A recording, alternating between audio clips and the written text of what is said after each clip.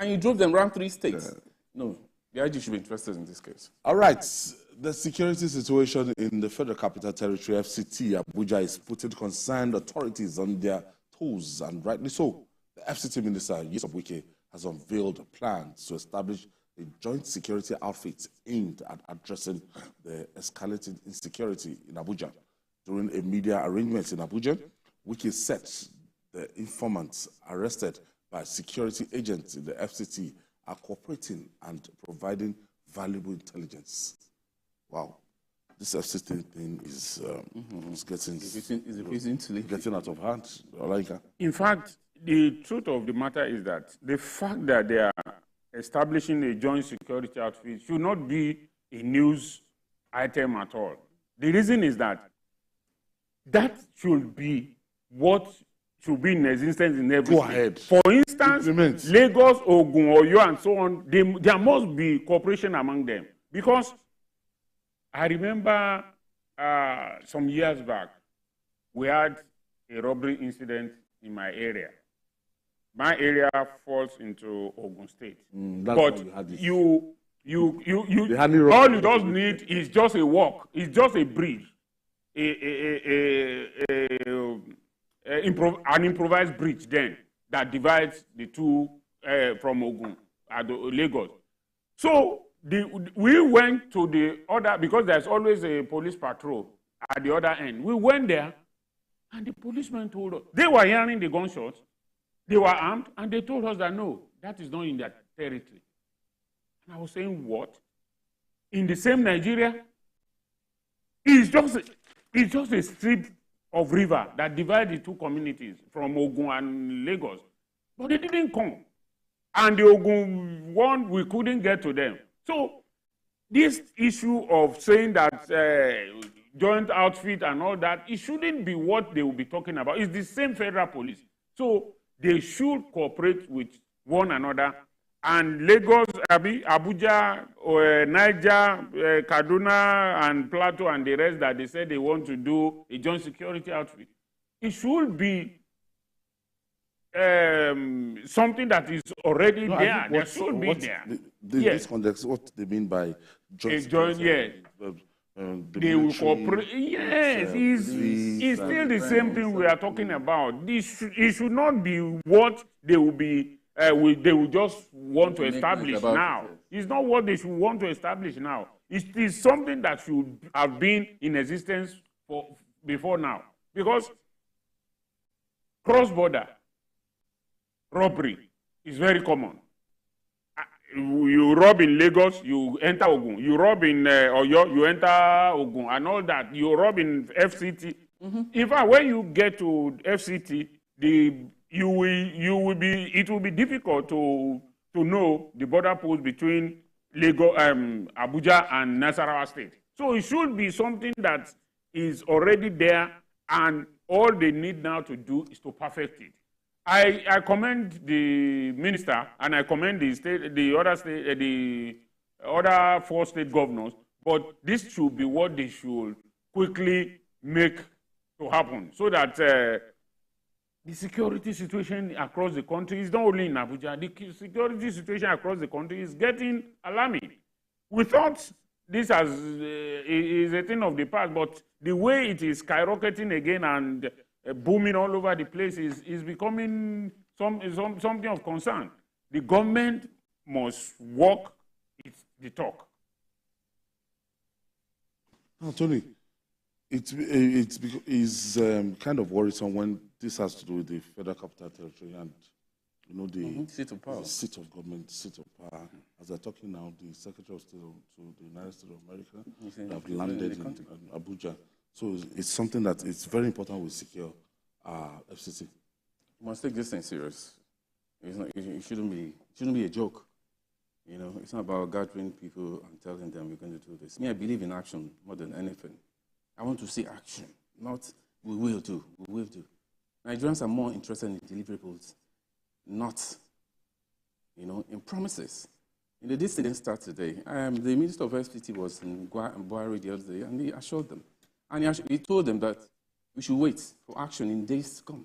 That's what I want to see. And when I was, we don't want to wait for a situation where the countries like United States will now announce a travel restriction. Yeah, it's in Nigeria. And it happens most times anyway. There's a restriction, but we pray it doesn't happen this time. So we need to secure FCT first and secure the rest of the country, not only FCT. The modus operandi matters here. The media, razzmatazz, they were going to do this. No. Go into action. And then we don't want to see an interagency rivalry, which we usually see CDSS, the police, the army, and this one says, I'm going to be in charge. No, we need to sort that one now. Who is the head and all that? If you're going to do it, and you must set out immediately. There's no issue of, what I would have expected the minister to say after visiting Buhari and LG last week was today telling us that, okay, this is what we've done it. The DSS, the police, they've gathered, they are together now. They're going to do this. They're going to, by tomorrow, we're going to inaugurate them. That's what. So they can start this because it's getting to everywhere. The other day I heard even between Ekiti and Ondo State. I mean, it's everywhere. You just let's take FCT off it. It's going around the country. And something drastic needs to be done. It shouldn't be only FCT. It should. And when you say we have the police. Let's look at it this way. We have the police. We have the DSS. We have the military, and they've taken over for some time now, and I know why they have to step in, And these are federal military institutions, and they've been working hand in hand before. What happened? That suddenly we want to do this. I mean, I've seen operations in video last week, how they were intensifying this process, which means they've been working together before now. What we want is acceleration of that process. We want to hear that FCT is now clean of bandits, kidnapping, and also other sorts of vices. We want to hear that FCT and the rest of the country is now free and is secured. It's secured. This issue of this emergency, we want to set up this because the president is interested. First and foremost, as I said last week here, when you are appointed as the Chief of Army Staff, Inspector General of Police, Chief of Defense Staff, you know your mandate. You don't wait for the president's mandate. No. You don't wait for the president to give you directive. The president doesn't need to summon you. The president wants to see that you're in action. And when you come to him, you say, Mr. President, this is where we are right now. That is what Nigeria wants. It's becoming a thriving industry. That industry is booming. And the amount of money that you hear, it's mind-boggling. The amount of ransom paid on a daily basis, because if you don't have it flowing in, that business, that industry will not be booming. But believe you, it's a very big industry right now. It's a very big industry that is becoming that lucrative because the system has not been able to block how it operates. Because if you tell more than those, that's what I'm. If you tell those, if you tell a family whose members have been kidnapped not to pay ransom, what do you expect them to do? Exactly. In a situation, the Jedida sisters or something, we saw what happened, how they started killing them one by one. I mean, so in that situation, do you expect that a family will not go out to look for this money? But you see, for me, as I said, and we have said it several times, the world has advanced so much that if you give me a bag of money, there are chiefs that can be put in the bag of money, and wherever I take that money to, it will be traced. So is it that we don't have that technology, or is it that we are not deploying it, or what is happening? How will, we said we are operating a cashless economy. Somebody is asking for 20 million. People go to the bank to withdraw this money. Is it that the bank doesn't ask, what do you want to do with it? All right. Or when somebody brings that amount, they don't ask, where did you get it? Okay, let me quickly take this call. Ibrahim is calling us from Oshobo. That's Osun State. Thank you for joining us, Ibrahim. Hello. Yes, Ibrahim. Yes? Thank you for joining us. Please go ahead. Yes. Thank you so much. I just want to comment on this, the federal government to set up joint security force to combat insecurity, especially kidnappings. So, can you hear me? Yes, go ahead, please. Yes. I'm talking about the collaboration between security agencies to fight insecurity. You understand? I'm asking, the Air Force and Navy, all military outfits, I think, are they exempted? Are they exempted from fighting insecurity? Because, I don't know, since there is no war, actually the Air Force is fighting. Because we need actually so much air power to fight the kidnappers.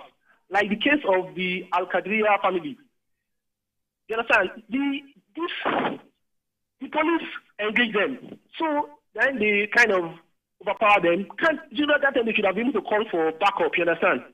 And so much firepower, because we know when presidents, governors, and senators are moving, we know the number of security agencies, the number of vehicles that goes with them. That's the type of firepower. So much after that, we need to fight these so that to make them Ibrahim. Stop them from. Thank you, Ibrahim. They've been involved, the Air Force, they've been involved, both ground and air surveillance. They've been involved in that. I was saying, bandits and terrorists. When such huge sum of money is withdrawn or taken, where do they take it to? Where? Because there is no way, if you ask anybody for 20 million ransom, he can't get it in one lump place. They will be gathering it and all that. Then they will gather it and bring it or wherever. Then where are these money dropped? The essence of NIN was to make sure that when a phone makes a call to you, they can trace where it is. And when you say, okay, we are bringing the money, is it that we are not making use of this? We are not. So why did you subject innocent citizens to all this wahala? Go and do NIN, go and register your phone, go and do that, and all that. So we must. In fact, I was surprised when I heard that the president has approved that tracking equipment should be bought. And I asked myself, you mean all these years we don't have tracking equipment? Then why did you subject the innocent citizens to all this NIN and all this nonsense all these years?